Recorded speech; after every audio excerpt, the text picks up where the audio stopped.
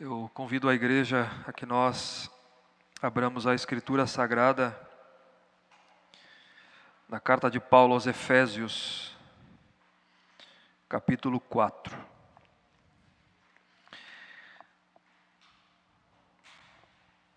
Efésios, capítulo 4. Nós faremos a leitura nessa manhã dos versos 1 a 6, mas nós vamos nos dedicar apenas aos dois primeiros versos na exposição. Por que dos versos 1 a 6? Porque é uma perícope só. Na verdade, ela vai além, até o verso 16, que trata da unidade da igreja. Mas tem coisa tão rica aqui, que nós vamos ficar apenas nos dois primeiros versos nessa manhã. Então, com temor, irmãos, com tremor, eu peço que nós façamos a leitura dos 6 primeiros versículos. Nós queremos saudar mais uma vez aqueles que estão aqui, aqueles que nos acompanham pelo nosso canal. Que Deus abençoe a vida da igreja, dos nossos amigos, irmãos em Cristo Jesus. Diz assim a palavra de Deus: Rogo-vos, pois, eu, o prisioneiro no Senhor, que andeis de modo digno da vocação a que fostes chamados, com toda a humildade e mansidão, com longanimidade, suportando-vos uns aos outros em amor, esforçando-vos diligentemente por preservar a unidade do Espírito no vínculo da paz. Há somente um corpo e um Espírito, como também fostes chamados numa só esperança da vossa vocação. Há um só Senhor, uma só fé, um só batismo, um só Deus e Pai de todos, o qual é sobre todos, age por meio de todos e está em todos. Até aqui a leitura da palavra de Deus. Vamos orar mais uma vez, pedir a bênção de Deus. Senhor, nós queremos lhe agradecer nessa manhã pelo privilégio que nos dá de sermos teus e de poder cantar louvores ao teu nome e de confessar os nossos pecados na certeza, na convicção de que o Senhor perdoa pecados, quando confessados em arrependimento genuíno. E nesse momento, ó Pai, da liturgia, do culto que oferecemos ao Senhor, momento de exposição da Tua Palavra, nós pedimos a Tua direção, a iluminação do Teu Espírito, para que todos nós possamos compreender as verdades do Senhor, que estão aqui expostas claramente a todos nós. Ajuda-nos, ó Pai, e nos abençoe nessa manhã, em nome de Jesus. Amém.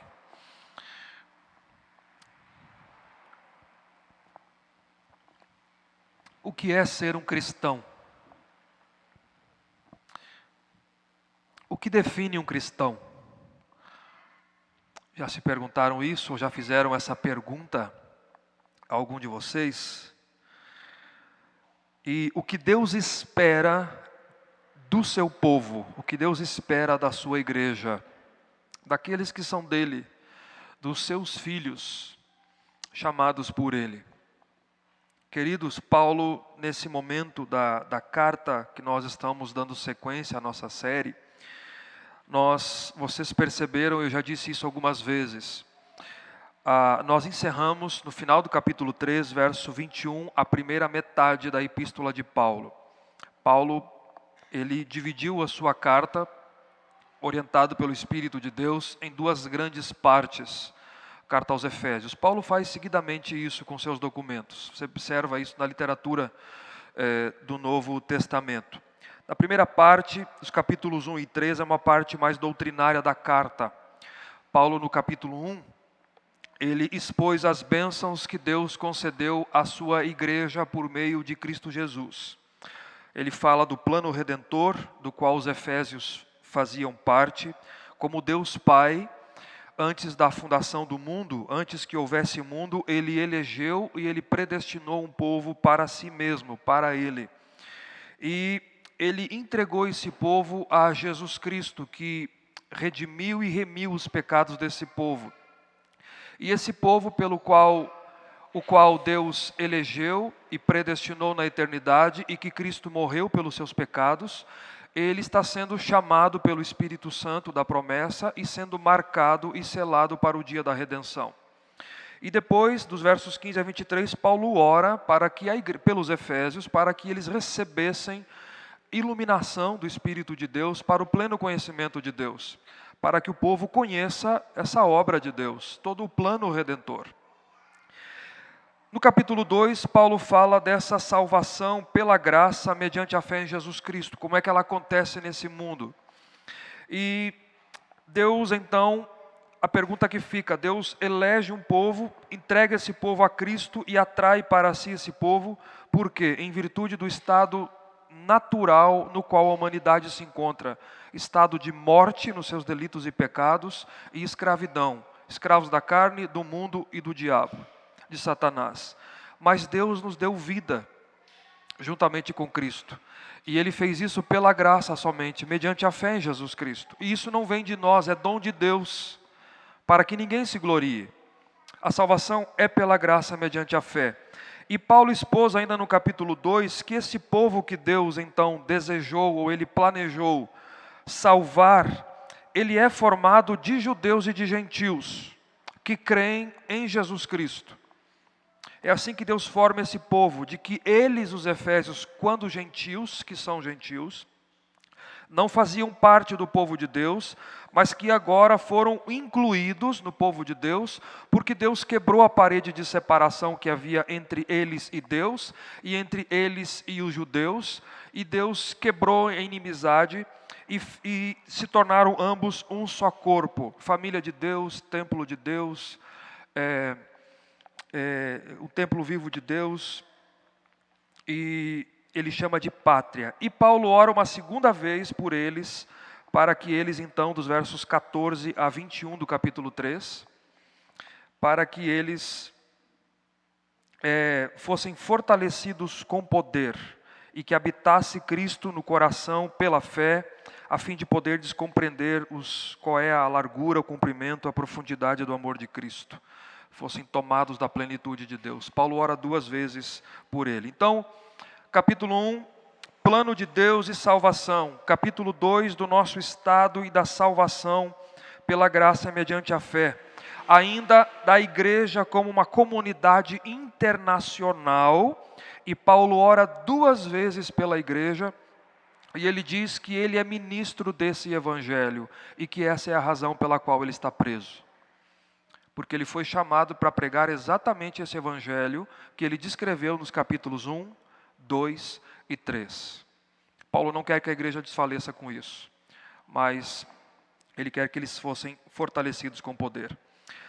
O capítulo 4 adentra na segunda metade, na segunda sessão dessa carta de Paulo, que começamos hoje. Ela é uma sessão mais prática. Não é que não há teologia aqui. Há teologia na primeira parte e na segunda parte.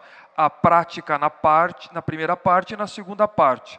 Porque teologia e prática você não desassocia. Uma boa teologia, ela é prática. Mas é uma questão de ênfase do apóstolo Paulo. Essa sessão aqui, que nós vamos ver daqui até o final, ela enfatiza mais a conduta cristã como evidência das doutrinas expostas na primeira parte da carta. Paulo descreve como essas verdades que nós aprendemos aqui, elas devem aplicar-se à vida do cristão. Então, se na primeira parte ele tratou das bênçãos de Deus à igreja por meio de Cristo, agora, como é que os membros do corpo de Cristo devem andar? Como é que eles devem viver? São os deveres dos membros. Muito bem. Queridos, com isso fica claro duas verdades aqui para todos nós.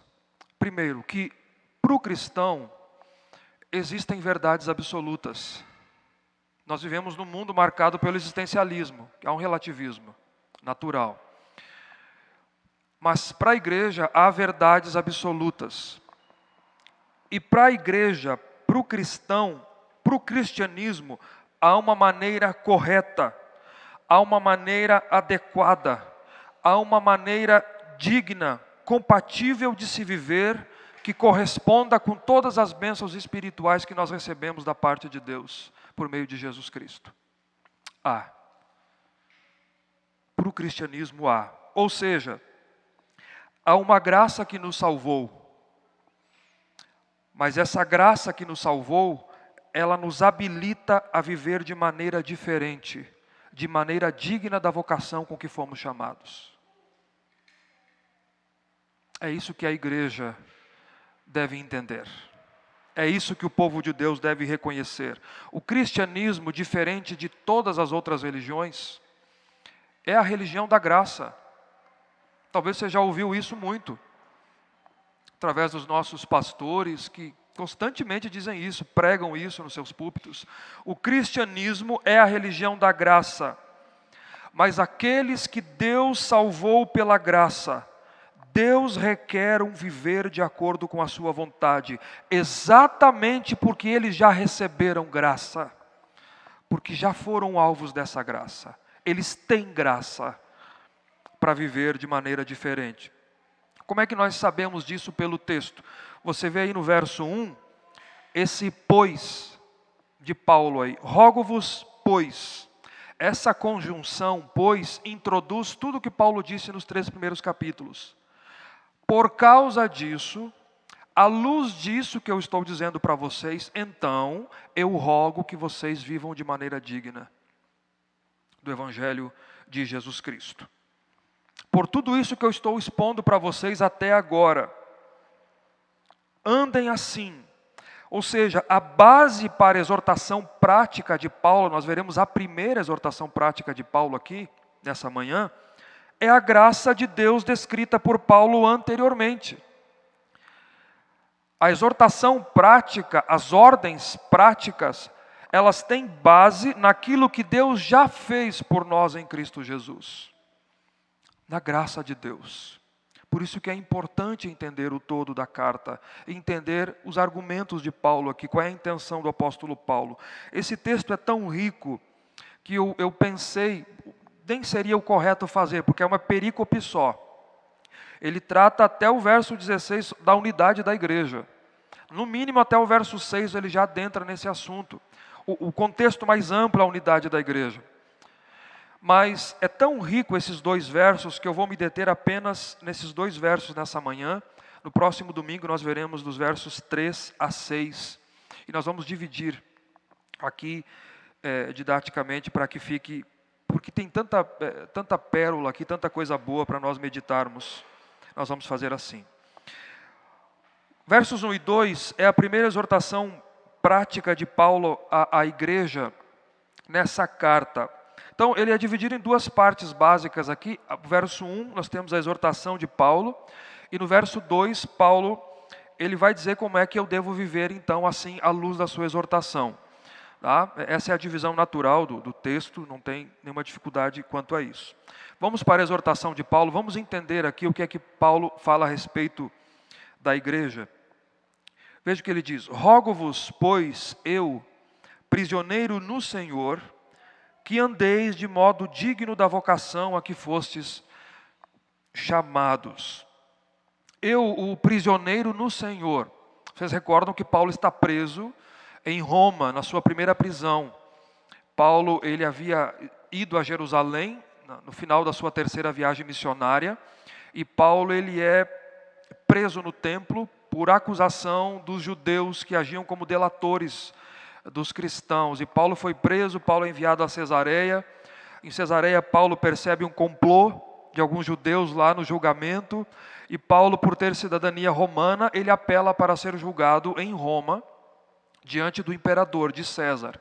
E Paulo é conduzido a Roma, então, e ele está numa casa alugada, sob custódia, aguardando o julgamento diante do imperador. Ele poderia ser executado ou não. A tradição da igreja diz que ele foi solto dessa primeira prisão e que ele conseguiu fazer uma 4ª viagem, que era a intenção dele. Ele diz isso na carta aos Romanos, no final. Parece que isso aconteceu. Mas aqui Paulo não sabia, e ele diz, eu sou o prisioneiro do Senhor, ou seja, por causa do Senhor, por causa do Evangelho de Jesus Cristo, que eu prego. Essa é a razão de eu estar preso. Então, eu, o prisioneiro do Senhor, mesmo preso, eu rogo a vocês. Rogo a vocês. Eu chamo a igreja, eu peço, eu convido, eu invoco, eu rogo a vocês. E aí Paulo vai definir aqui a sua exortação, o seu rogo, para expressar na prática o que nós professamos. Veja o que ele diz: que andeis de modo digno da vocação a que fostes chamados. Que vocação é essa a que fomos chamados? Para esse rogo de Paulo, essa exortação. Ora, Paulo está apontando para tudo que ele expôs até agora. À luz do contexto, tudo que ele vem dizendo no capítulo 1, no capítulo 2 e no capítulo 3. Tudo aquilo que Deus fez por nós em Cristo. Essa é a vocação a que fomos chamados. Deus nos elegeu, Deus nos predestinou para Ele em Cristo. Eu e você que estávamos mortos nos nossos delitos e pecados, Cristo nos redimiu, derramou sangue na cruz, para que pudéssemos ser reconciliados com Deus. O Espírito Santo no tempo e no espaço e na história chamou você para o dia da redenção, chamou você eficazmente, irresistivelmente. Esse chamado é isso que Paulo está dizendo. Selou você, marcou você como propriedade exclusiva de Deus. Paulo está remetendo aqui a esse plano glorioso de Deus, de salvar um povo para si dentre a humanidade caída, um povo em estado natural de morte e de escravidão e de condenação. Era isso que merecíamos. Éramos escravos de nós mesmos, da nossa carne, escravos de Satanás, escravos do mundo, condenados a viver eternamente ou a sofrer eternamente distante de Deus, mas Ele nos deu vida. Nós que nem éramos povo, mas por meio de Cristo, Deus abriu o caminho da salvação para nós, os gentios, que antes estávamos separados de Deus, agora fomos aproximados de Deus e do povo de Deus, e Deus, por meio de Cristo, fez de nós uma nova humanidade. Deus fez um novo homem, uma nova raça, reconciliada com Ele, reconciliada, formada de ambos os povos que agora, por meio da fé no sangue de Cristo, estão unidos a Ele num só corpo, que é a igreja. Essa é a vocação a qual fomos chamados. Nós fomos chamados para a vocação de sermos dele, de ser filho de Deus, de pertencermos a Deus, de herdarmos o novo céu e a nova terra. Essa é a vocação a qual nós fomos chamados. Veja só, queridos, eleitos, chamados, perdoados dos pecados, unidos a Jesus Cristo, selados pelo Espírito, parte do corpo de Cristo, da família de Deus, templo de Deus, onde Deus habita, herdeiros das promessas, herdeiro da vida eterna. Essa é a sua e a minha vocação, nós que cremos em Jesus Cristo. Essa é a vocação. Deus nos chamou para essa condição. Não confunda a vocação aqui com o conceito que nós temos do seu serviço no mundo. Aquilo que Deus, a vocação que Deus deu a cada um distintamente. Deus chamou alguns para serem médicos, para serem dentistas, professores, enfermeiras, donas de casa, comerciantes, empresários. Essa é a vocação de cada um. Mas essa é a vocação dos santos, da igreja. É o chamado para a salvação, que é comum a todos aqueles que foram eleitos e predestinados desde a eternidade. Essa é a vocação dos santos. E esse é o chamado, esse chamado que Paulo menciona, somos chamados para essa vocação, esse é o chamado eficaz, irresistível. Uma das doutrinas tão vistas na Reforma Protestante pelos reformadores e pós-reforma, também, o chamado eficaz, irresistível, é Deus mudando a disposição do coração do pecador e atraindo o pecador para Ele, voluntariamente. Ele não é uma máquina, é um ser humano que toma decisões e que responde ao chamado, mas ele é mudado, ele é inclinado de tal forma no seu ser, é mudada a disposição do seu coração de tal maneira que ele vem voluntariamente a Jesus Cristo. Ele não pode não vir. Ela não pode não vir até Cristo. Cristo se apresenta de uma maneira bela, de uma maneira linda, majestosa, porque diante da santidade dele eu enxergo a minha condição de pecador, de miserável, de pobre, de cego, de nu, condenado à eternidade, mas eu vejo eu contemplo aquele que pode perdoar os meus pecados. E Ele tira o véu dos meus olhos e eu consigo ver. Foi assim que aconteceu na sua vida. Você foi chamado, e esse chamado é somente para aqueles que Ele quis. Se vocês têm estudado comigo até aqui os 3 primeiros capítulos, você vai ter que chegar a essa conclusão. Existe um chamado geral, que é a pregação do Evangelho a toda criatura, mas esse chamado aqui é o eficaz. Dentro do chamado geral, Deus chama eficazmente. Ele fala eficazmente no coração daqueles que Ele quis para a salvação. Do contrário, de acordo com o estado natural da humanidade, descrito no capítulo 2, se Deus não fizer isso, ninguém vem até Ele. Você não pode vir se Deus não lhe chamar. Isso é chamado. Você não tem condições de vir e nem eu, porque morto não fala, morto não responde, morto não enxerga, morto não levanta, a não ser que alguém o ressuscite, para que ele ouça a voz e ele venha, e ela venha.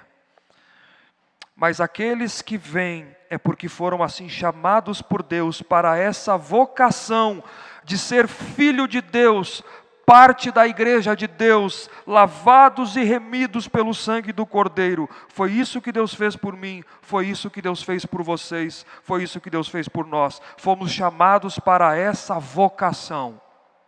Então, isso é graça. É de graça. Pela graça sois salvos, mediante a fé. E isso não vem de vós, é dom de Deus. E não vem de obras, para que ninguém se glorie. Efésios 2, versos 8 e 9. Então, vem a exortação prática de Paulo. Rogo-vos, pois, em virtude disso tudo que eu tenho dito a vocês, da graça que alcançou vocês, da vocação a qual vocês foram chamados, rogo-vos, pois, que andeis de modo digno dessa vocação. Essa é a exortação de Paulo. Andar aqui é viver, é um modo de vida, é seguir esse caminho pelo qual vocês foram chamados.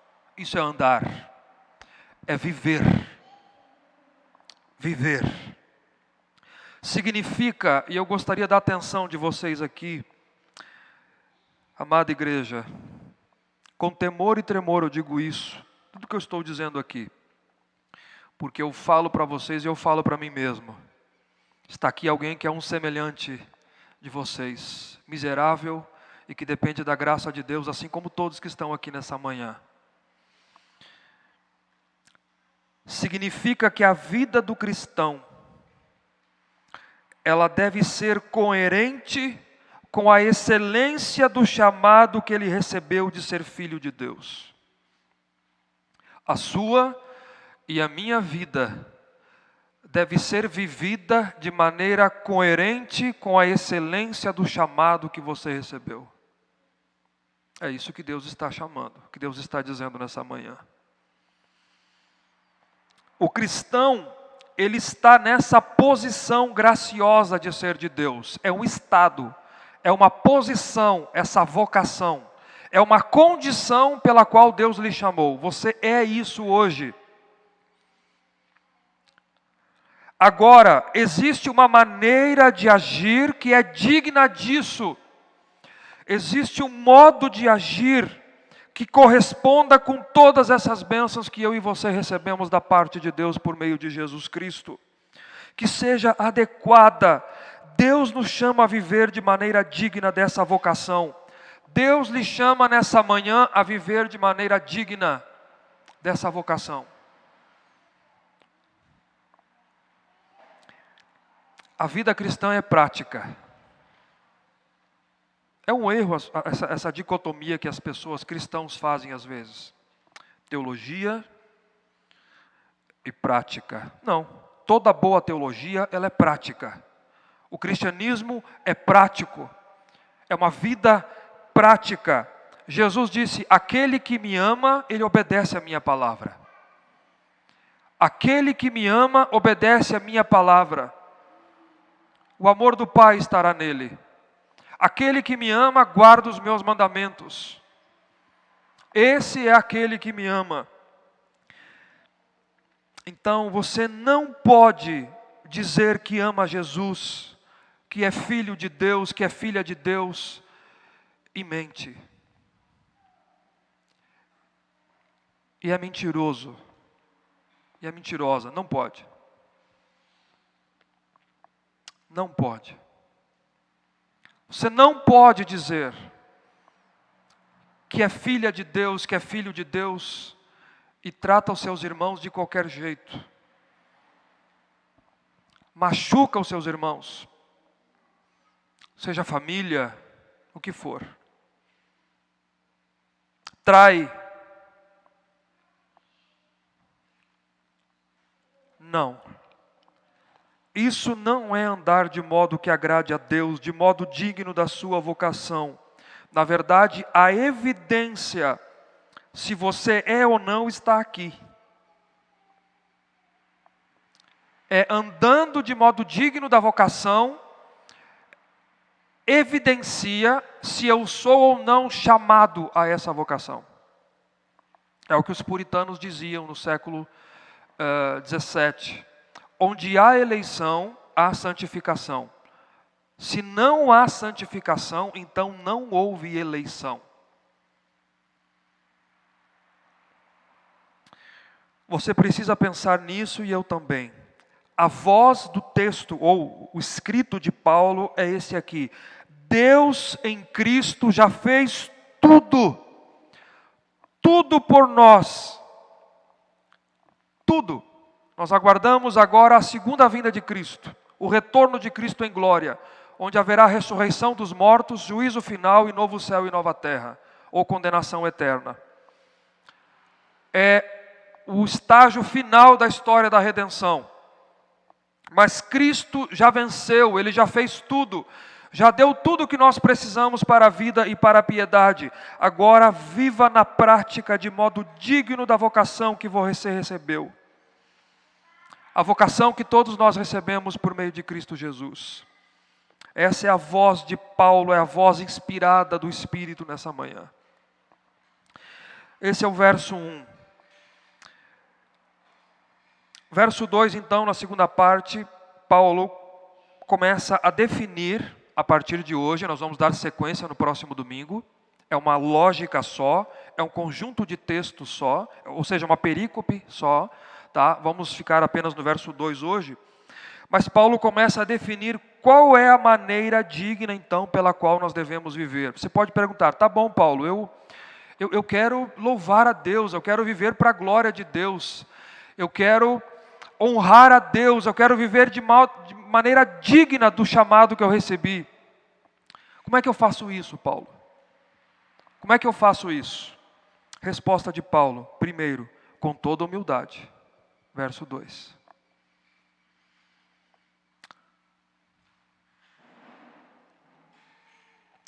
É interessante que tudo que Paulo fala aqui, uma coisa está ligada à outra. É impressionante.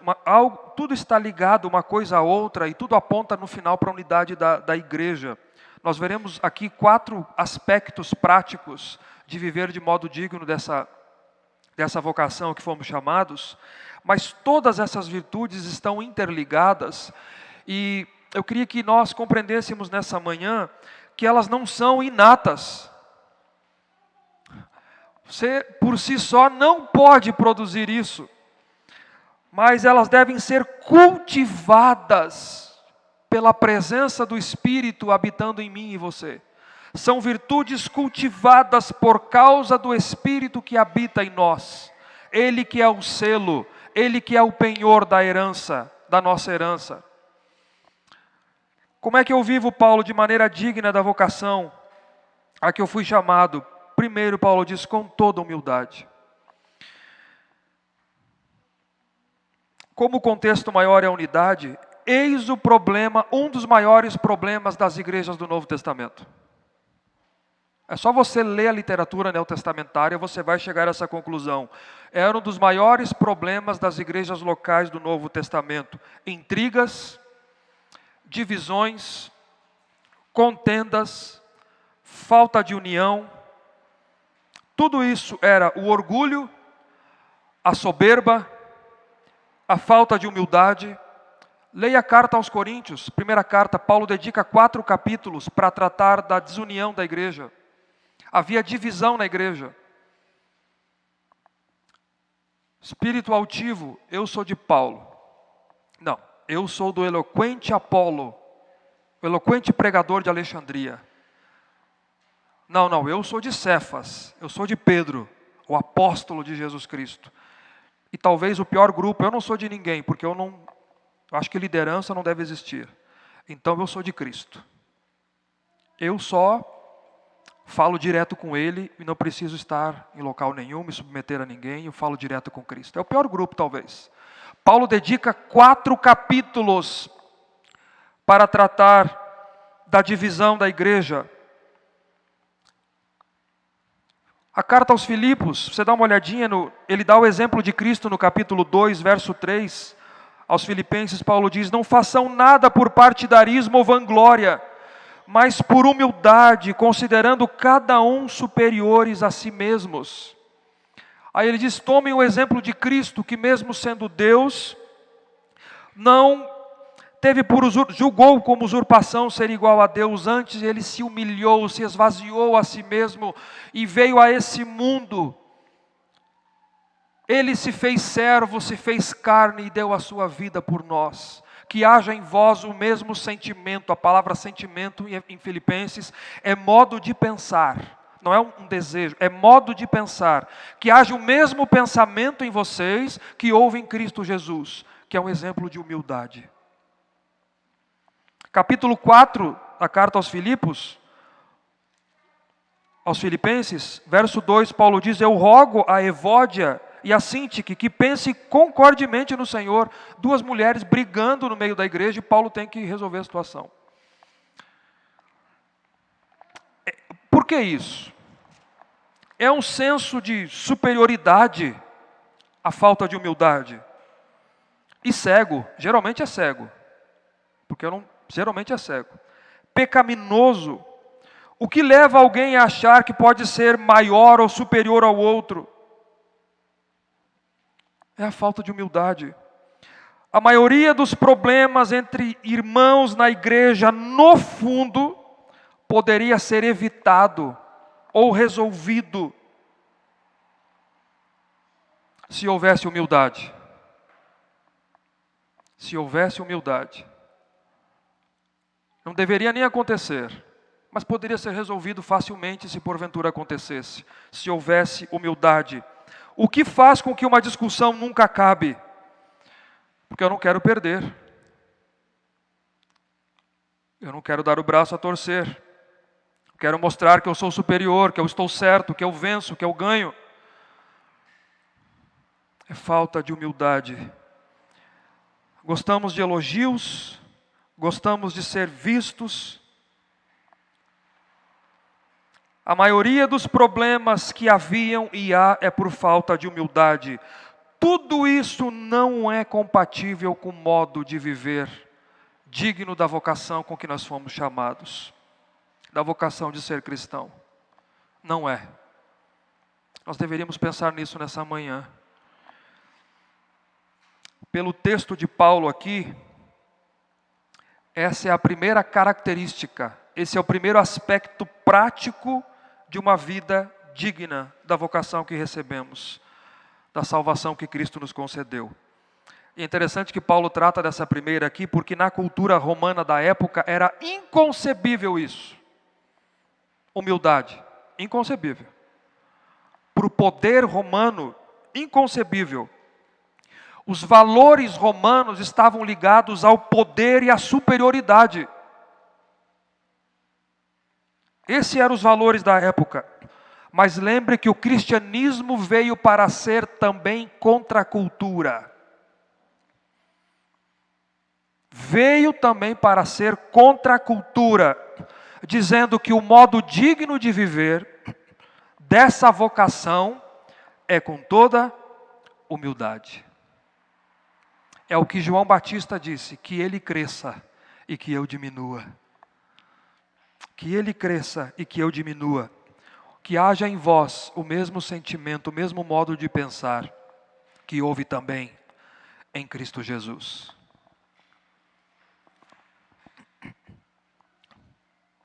Segundo aspecto prático de viver de modo digno da nossa vocação, com toda a humildade e mansidão. Mansidão. Esse fruto do Espírito, ele pode ser traduzido aqui como gentileza, ou como suavidade, vem de brandura. Mansidão. Logo que eu estava estudando o texto, eu ia analisando o significado da palavra também. Eu nem precisei ir para o significado original dela. A primeira coisa que me veio em mente foi o que Jesus disse. Aprendam de mim, que eu sou manso e eu sou humilde de coração. E vocês encontrarão descanso para a alma de vocês. Aprendam de mim, eu sou manso. Não tem a ver com fraqueza, tá? Porque às vezes você pode pensar nisso. Não tem a ver com fraqueza. Não tem a ver com falta de confronto, com uma palavra séria, com seriedade. Mas é não perder o controle. É não perder o controle. Eu sei que é muito profundo dizer isso. E eu estudando essa passagem, a gente se sente tão pequeno. Tão pequeno. Eu disse, será que eu digo isso para a igreja? Aí comecei a meditar em mim mesmo. É ser como Jesus. Ser manso. Humilde de coração. Manso. Queridos, como precisamos disso, igreja, porque isso é compatível com o modo de andar digno da vocação de ser filho de Deus, filha de Deus, porque isso é fruto do Espírito. O que é um fruto do Espírito? São facetas do caráter de Cristo. Isso é fruto do Espírito. É um fruto que tem várias virtudes, cada uma delas são facetas do caráter de Cristo. Como é que eu ando, Paulo, de maneira digna da vocação? Como é que eu ando para honrar o nome de Deus, para a glória de Deus? Com toda humildade. Segundo, mansidão. Terceiro, com longanimidade. Veja aí no texto, verso 2 ainda. Longanimidade. É um longo ânimo. É um longo ânimo. É paciência. Longanimidade significa paciência. Quando eu me pego meditando a respeito disso, também me vem à mente a nossa relação com Deus. O quanto Deus tem sido paciente conosco. Pense aí. Pense no seu dia. Pense na sua semana.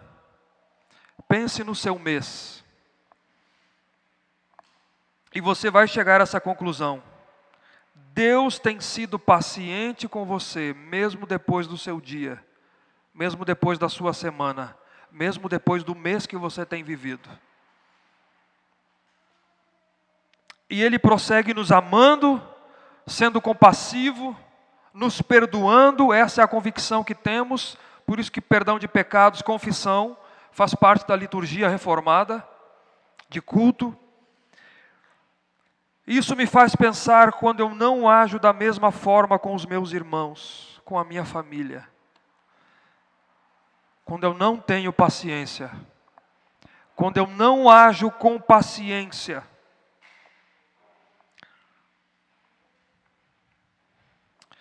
Essa é a terceira característica de uma vida digna da vocação que recebemos. Como é que eu faço isso, Paulo? Como é que eu ando de maneira digna da vocação que o Senhor tem me chamado? Em quarto lugar, suportando-vos uns aos outros em amor. Aqui Paulo começa a abrir para o próximo ponto, verso 3 e 4, que nós vamos ver no próximo domingo. Vai ficar próximo domingo. Mas tudo está interligado. Suportando-vos uns aos outros em amor. Sabe qual é a beleza da Escritura? É que a Escritura não esconde pecado. E também ela é realista. Ela é realista. Suportar, talvez a palavra mais próxima na nossa língua, no português que nós temos aqui, é tolerar. Tolerar.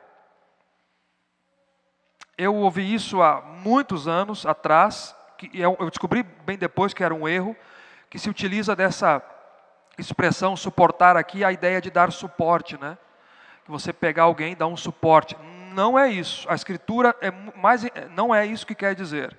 Suportar aqui é Sabe o que significa isso? Eu vou dar um exemplo. Chegará alguns momentos que ficará difícil aqueles que convivem comigo me aguentar. Vai ficar difícil. E vai chegar um momento que vai ficar difícil eu aguentar aqueles que convivem comigo também. Vai chegar uma hora que ficará difícil você suportar ou aguentar o seu irmão, por algum motivo. Porque nós somos assim. Nós falhamos, somos diferentes, temos temperamentos diferentes, temos gostos diferentes, temos preferências diferentes, temos ênfases diferentes. Alguém acha que nós deveríamos fazer isso. Eu acho que nós não deveríamos fazer isso. Eu acho que nós devemos fazer isso, mas eu acho que não. Aí o outro diz, mas eu acho que deveria fazer outra coisa. Somos diferentes, temos ênfases, fazemos a leitura diferente de muitas situações que não se encaixam com o outro e nós entramos em atrito, em rota de colisão por conta disso. De pensamento, há diferenças, divergimos em questões, em conceitos secundários, porque o que é primário não se mexe, o que é central não se toca. Mas em questões secundárias divergimos. Posições de pessoas com relação a pessoas, às vezes com relação às escrituras de natureza secundária, não central, porque não existe, a Escritura não nos pede uniformidade de pensamento, não existe uniformidade de pensamento. O que a Escritura quer é que nós preservemos a unidade. Veja aí no verso 3. É a unidade, não uniformidade. Como iremos conviver então dessa forma? Porque há esses momentos entre o povo de Deus, na igreja de Deus, entre pessoas tão distintas. Vai chegar um momento que é difícil aguentar. Como é que nós iremos conviver? Paulo diz, aprenda a suportar uns aos outros. Aprenda a suportar o irmão. É assim no casamento e é assim na igreja. Se você não suportar no seu casamento, ele está fadado ao fracasso. Se você não suportar na igreja, você vai prejudicar a unidade da igreja e a vida de outros. Prejudica a unidade da igreja, que é uma obra de Deus. Nós veremos isso semana que vem. Quem nos une é Deus mediante Jesus Cristo. O que nós fazemos é preservar aquilo que Deus já fez por nós. Aquilo que Deus já fez em nós. Haverá dias em que o pior de nós virá à tona.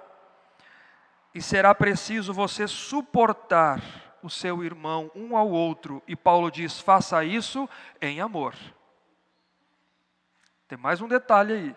Faça isso em amor. Não faça isso com o coração pesado, não. Faça em amor.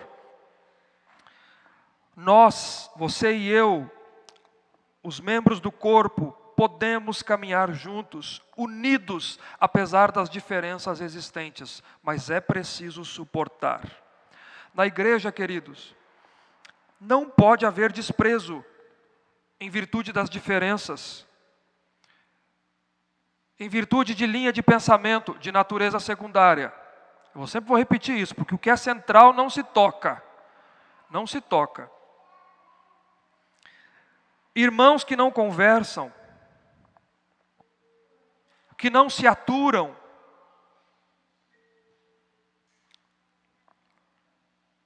que não conseguem conviver.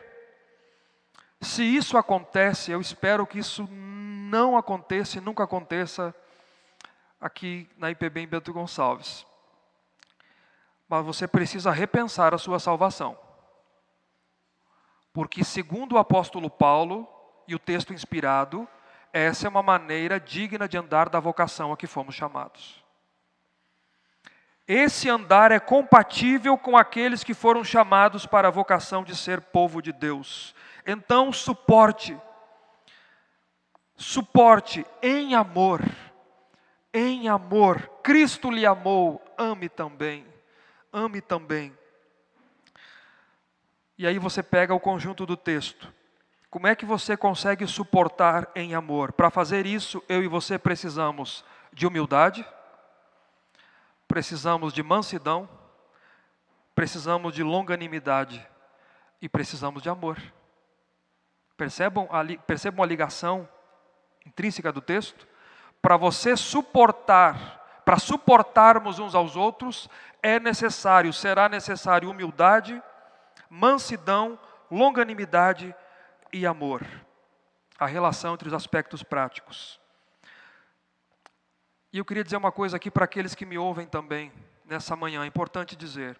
Se você cristão, de todo o coração, queridos, em amor eu digo para vocês, para todos que me ouvem nessa manhã.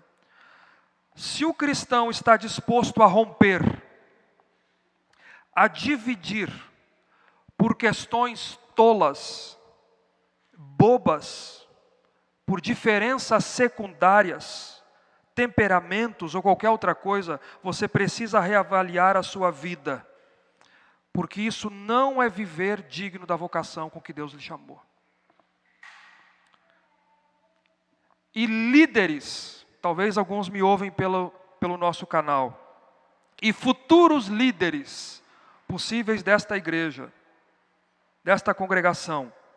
Quem pretende ser? Se você está disposto em seu coração a romper com pessoas por questões tolas, bobas, e não pode suportar os irmãos em virtude disso, não seja líder, você não está pronto para ser.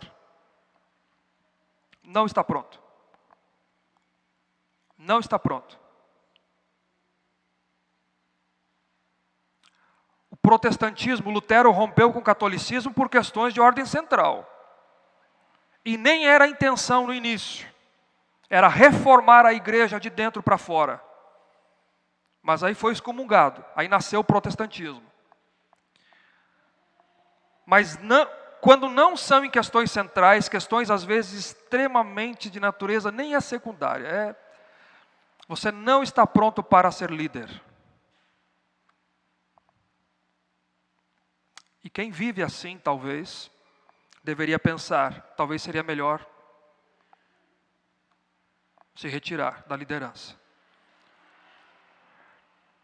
Quantas vezes, queridos, pedimos a Deus que seja paciente conosco, com as nossas falhas. Senhor, tem misericórdia de nós, seja paciente conosco. Não obstante, nós não estamos dispostos a agirmos assim na igreja, com a família de Deus, com o povo de Deus. Todas as vezes que você e eu orarmos assim a Deus, saiba que Deus, Ele é paciente conosco, mas lembre também que Deus espera que nós sejamos também com os nossos irmãos, com a família onde Deus nos plantou. Deus lhe plantou aqui, nessa igreja. Você não está aqui, você não caiu de paraquedas aqui. Deus coloca cada um no corpo como Ele quer. Se você está aqui é porque Deus lhe trouxe aqui. Então aprenda a amar, aprenda a suportar, aprenda a ser manso, aprenda a ser longânimo, aprenda a ser humilde. E viva em amor para com os irmãos. O que Deus requer de nós é que nós nos suportemos uns aos outros em amor. E para isso será necessário cultivar virtudes. Do contrário, daremos sequência semana que vem, domingo que vem, a unidade da igreja estará prejudicada, porque Deus não lhe salvou para isso, mas Deus lhe salvou, veja o verso 3, para preservar a unidade do Espírito no vínculo da paz. Eu queria encerrar aqui, nesse momento, com algumas coisas a dizer rapidamente. Somos a igreja de Deus, a igreja do Deus vivo, chamados do mundo para fazermos parte da família de Deus, do povo de Deus, para ser habitação de Deus, filhos de Deus, herdeiros da vida eterna que Deus preparou para nós. Ou seja, há uma graça que nos salvou, mas a graça que nos salvou também nos habilita, e essa é a boa nova, ela nos habilita a vivermos de maneira digna da vocação a que fomos chamados. A sua e a minha vida deve ser coerente com a excelência do chamado eficaz, irresistível que você e eu recebemos para sermos cristãos, filhos de Deus. Por quê? Porque há uma maneira adequada, digna, compatível de se viver, que corresponda com todas as bênçãos que eu e você recebemos da parte de Deus. Deus lhe chamou para a vida eterna, você que creu. Deus lhe chamou. Então, nessa manhã, eu queria convocar o povo de Deus a assumir um compromisso verdadeiro com Cristo. Assuma um compromisso com Jesus para mudar de vida, mudar de atitude, para uma vida que glorifique a Deus, que seja digna do seu chamado. Deus não nos chamou, Deus não lhe chamou para que você e eu vivamos de qualquer jeito. Você foi chamado para ser dele. Você foi chamado para a vida eterna. Essa é a sua vocação. Não permita que o nome de Deus seja blasfemado por sua causa ou por minha causa. Que o nome de Deus tem sido ridicularizado aí fora e vocês sabem disso. Talvez melhor do que eu. Por causa da atitude de cristãos que vivem de qualquer jeito, o nome de Deus tem sido blasfemado. E tem gente que não quer entrar pela porta da igreja por causa de muitos cristãos. Você faz parte do corpo de Cristo. Então, vivamos dessa forma que nós expomos nessa manhã. Você foi chamado para essa vida. Eu convido a você ficar de pé nesse momento, que nós oremos e peçamos isso a Deus. Peça isso a Deus. Ele haverá de nos conceder forças. Porque, queridos, assim é o Senhor Jesus. Tudo o que precisamos vem do Senhor Jesus, vem dEle. Ele é manso, Ele é humilde, Ele é longânimo, Ele é amor, Ele nos suporta. E tudo o que nós precisamos vem dEle. Na verdade, tudo Ele já fez, tudo Ele já conquistou, tudo Ele já nos deu. Paulo expôs isso nos 3 primeiros capítulos. a nossa prática é com base na graça concedida, descrita por Paulo, então ore, porque sem Ele, Ele disse, nada podemos fazer. Sem mim, nada podemos fazer.